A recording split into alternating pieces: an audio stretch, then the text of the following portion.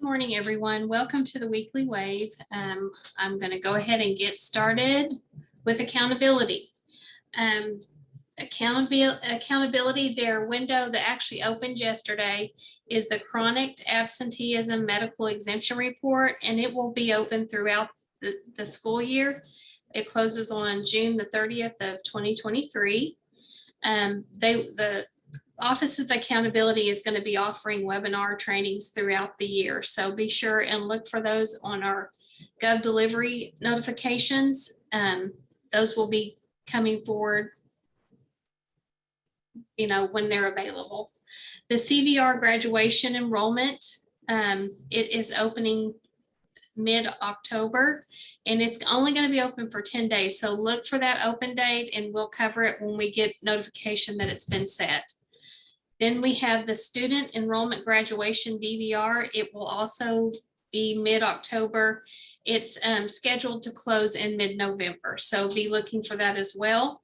The reporting windows announcements will be through Gov delivery. So when you get those emails from us, be sure and read them and make note of changes and dates and that such thing. Okay, does anybody have any questions about accountability reporting?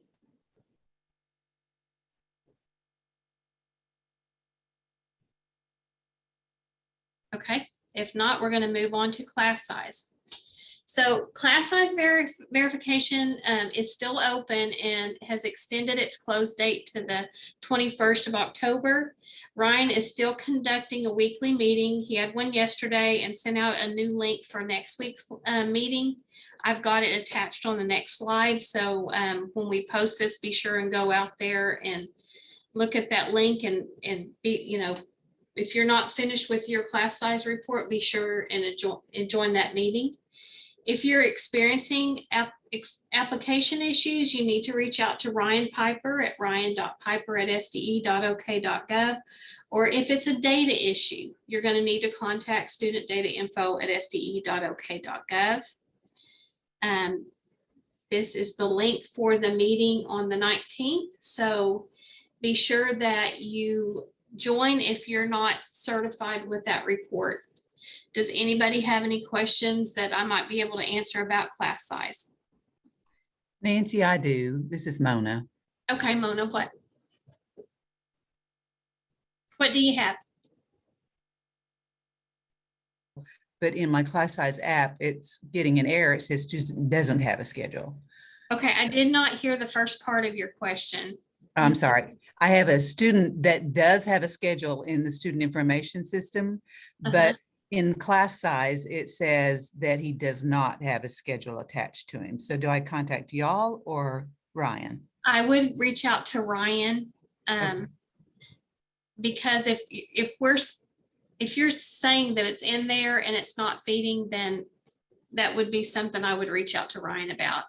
Okay. This student was his basis of admission changed from the RBDTD or whatever, I can't remember what that was, to resident just this past Monday. And so we dropped him and brought him back with that. And it's pulling on the FQSR fine, but it's just not on this. So I'll email him. Okay. All right. And if he feels it's something to do with data, he will forward that email to us. Okay. Thank you. You're welcome. Kelly, you're asking what about the teacher certification issue? That is a Ryan issue, so please reach out to Ryan in regards to that, Kelly. Yes, Amanda, Sydney, thank you for posting that link in the chat. She's got it in there. Can we have a student STN? Yidong, I'm not sure what you mean by that. Hey Nancy, the one that Mona had issue on class size. Oh, okay. Mona, if you'll provide an STN in the chat, Yidong will look at it and see what it's showing in the tables. Because recently, Cody and I, we have been seeing a lot, not similar issues, but like students not populate in a correct way in class size. So we actually both curious why this keeps happening. Okay, sounds good. So Mona, If you've got a state testing number, just put it in the chat and she'll check that out for you. Anybody else have questions about class size? The calls, I would encourage you to join the calls. They are very helpful and they do go through the updates that are made weekly. So I do recommend that if you haven't certified your report, I would attend those calls. Okay. I'm sorry, this is Matt Ford from Glenpool. Yes, sir. On our class size, we have several teachers that taught summer school at different sites.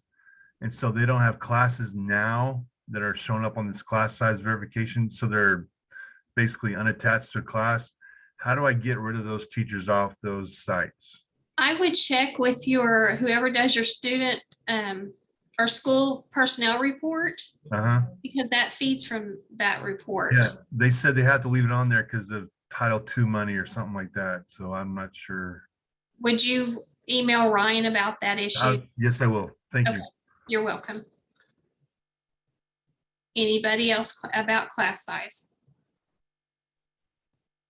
Hey, Nancy, do you mind me asking if there's anybody on that has successfully pushed their data over to accreditation on the class size verification? Not at all, Kelly. So has anybody done that?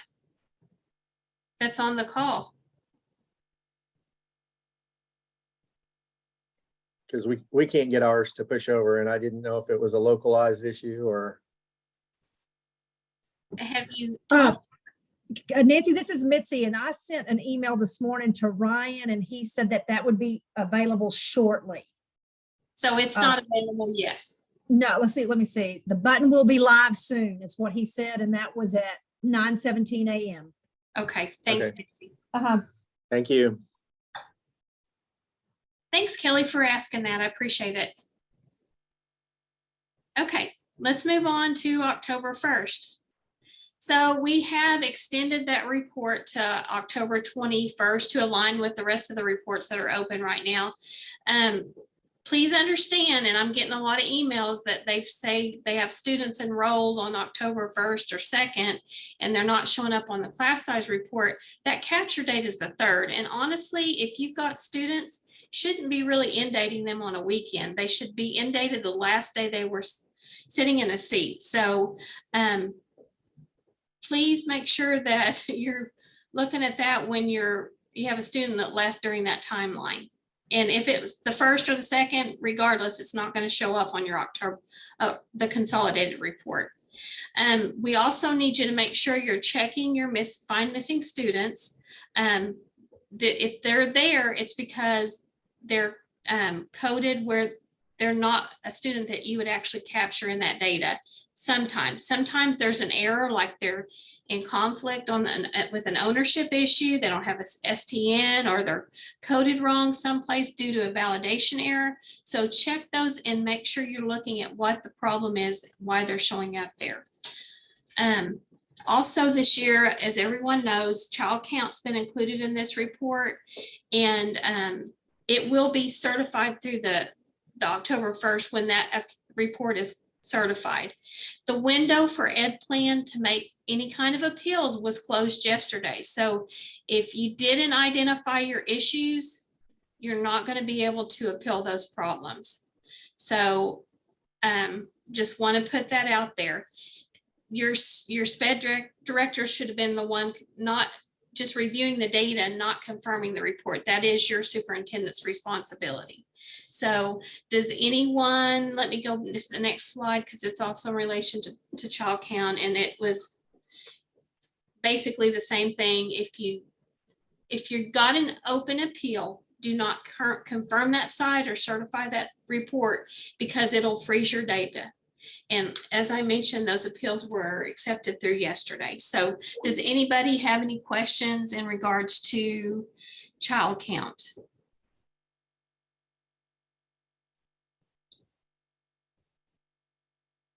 I know Amanda has a question in regards to class size. She's having issues with students that were dropped from the classes showing up in the drop classes on class size report. Okay, Amanda, I'm just going to ask you to unmute and kind of talk this through. Are those students that are in elementary? Are they junior high, high school, They are ninth graders. ninth graders? Okay, I am not sure. Have you've sent an email in regards to this? I did. There's 7 of them, and I sent their STN numbers in, and they're still. It's just certain classes. They were enrolled in a class. They didn't go the first day, and so I dropped them from section enrollment, and then put them in the correct class. But that first class that they were initially enrolled in that they never attended is still showing up in the class size report. Okay. And it's not in Wingage. I've called Wingage. They said I needed to call and open up an inquiry with the WAVE. And so I did that last Friday, and it's still, I'm still showing an error today.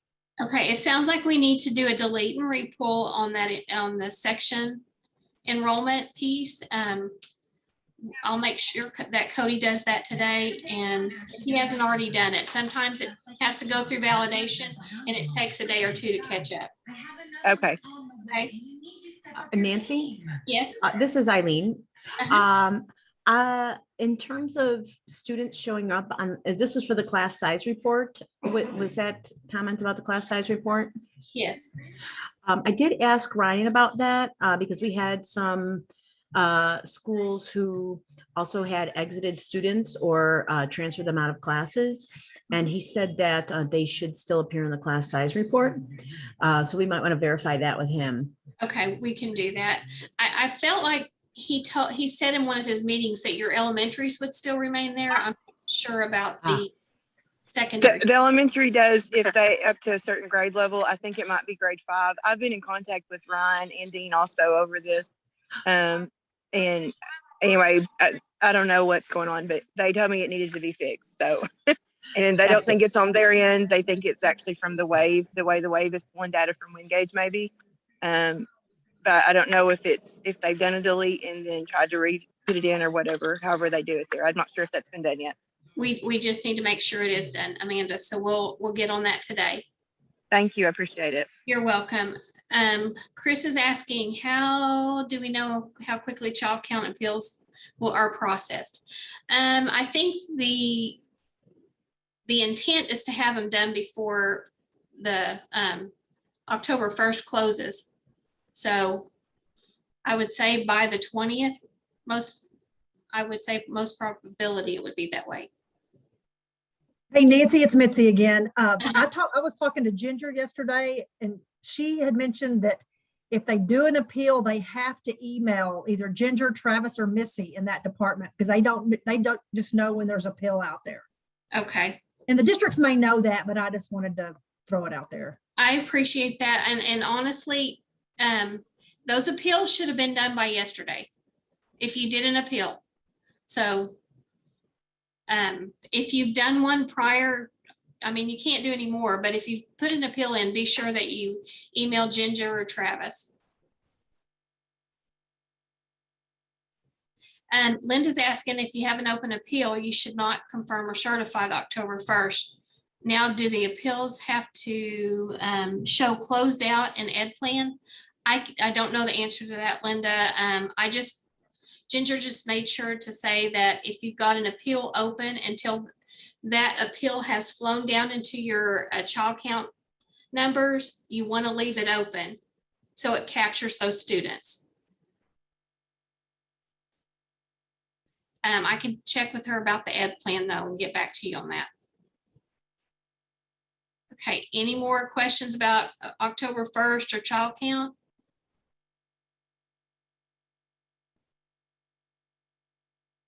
Okay.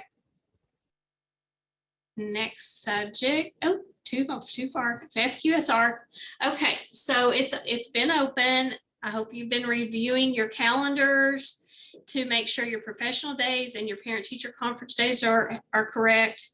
It closes, the actual report closes overall on November 30th. However, you would have to have your report completed by the time your RAO does their visit. So make sure it's normally 10 calendar days after the end of your first 9 weeks. So make sure that you're doing that.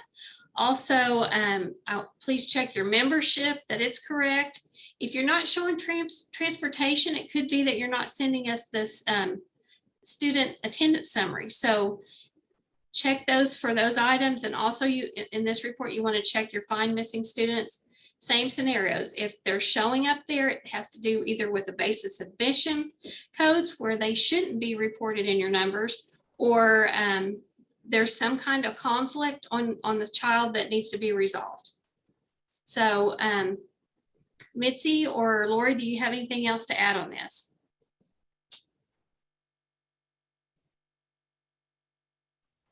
I don't have anything. We have probably about 10 people who are certified, but I figure most of you guys are getting out this week. Everybody's has fall break. You know, back in the olden days, everyone had fall break on the same time. Now it's all over the place. So there's no relaxing time.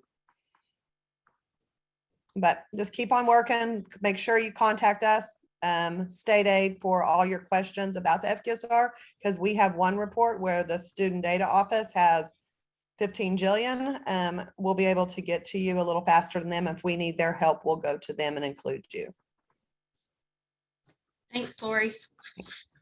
Margaret had a question that does open for the appeal mean that you can't confirm any of your sites? No, if you have sites that are correct, you can confirm those sites. The ones that you have issues on, you want to leave open while your appeal is open.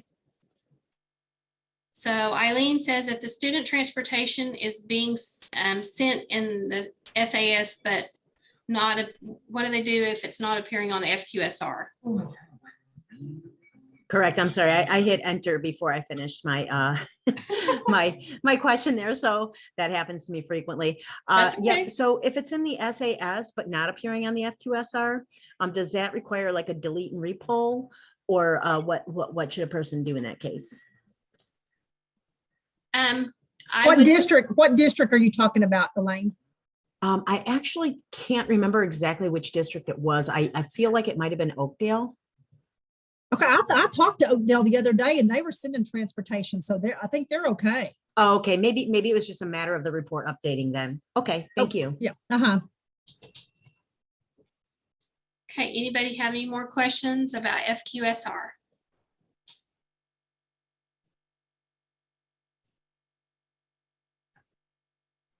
How quickly does that update once you update something in the SIS? Well, once you update it, it processes overnight. If it's one of the items that goes through the request schedule, if it's on that day of the data request schedule.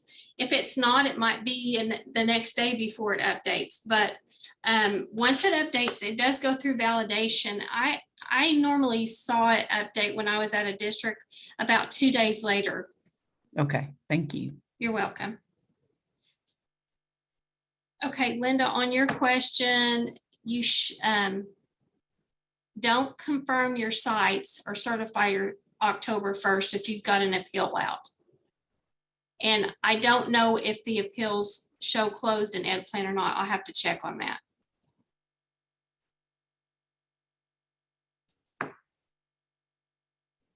Okay, I am going to move on to requesting state assistance. So anytime, and we continue to see in districts send a student name and phone number, or I'm sorry, I'm way off base. I want you to include your name and phone number on a request, but don't provide the student's name or date of birth in your email. We just need your state testing number or local ID only, because we continue to receive that personal information, and honestly, that is not what you should be sending, because we can identify it through the other two forms.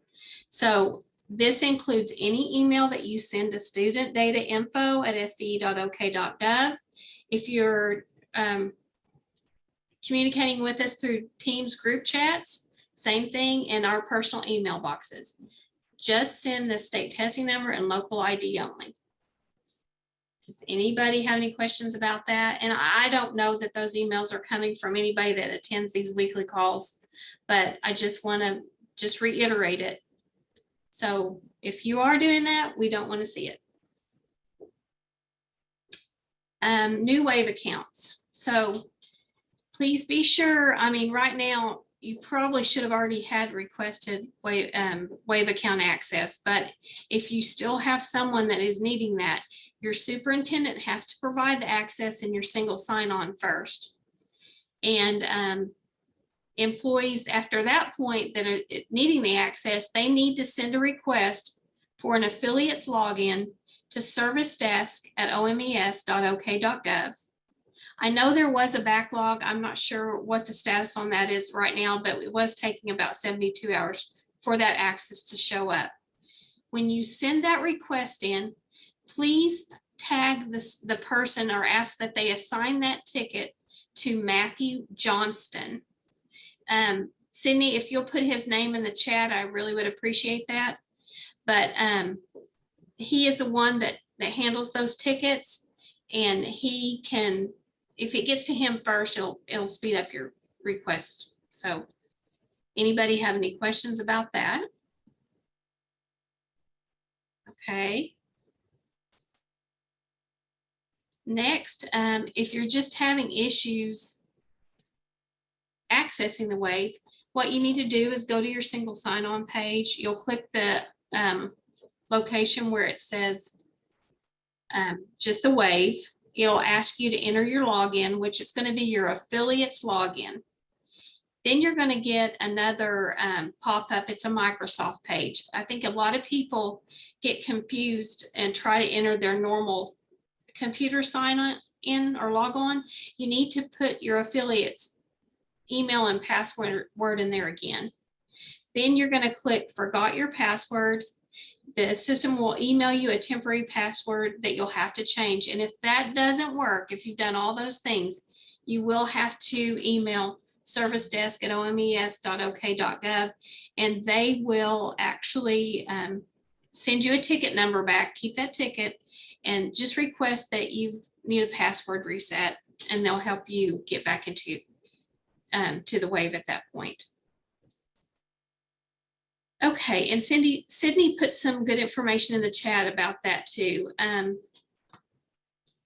Last thing, that was the last thing to cover. So if you've got any questions and you need to email us, do that at studentdatainfo@sde.ok.gov. If you just want reference material about anything we've talked about, you can access it at the State Department's website under resources, student information, documents, and guides. Other than that, that's all I have. If you've got any questions, please feel free to ask those right now. You can unmute yourself or type in the chat. I really like it when you unmute yourself. That way kind of gets conversation going. So does anybody have anything? Hey, Nancy, it's Mitzi, and I'm going to go back to Eileen on her question about Oakdale. They have one grade, their PK half day, that we don't have transportation. So I will reach out to our person to see what the problem is, and then I'll email you directly. Oh, thank you so much. I'll also check, I'll try to find those students in our system and see if we've got their SAS transport.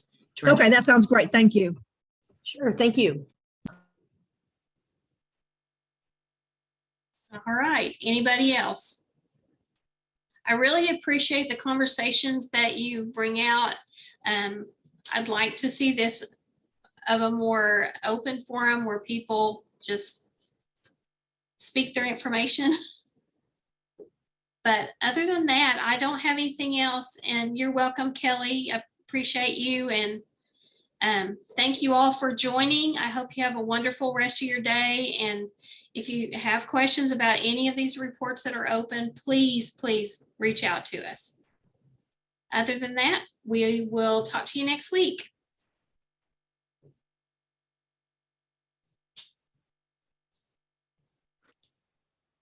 Nancy.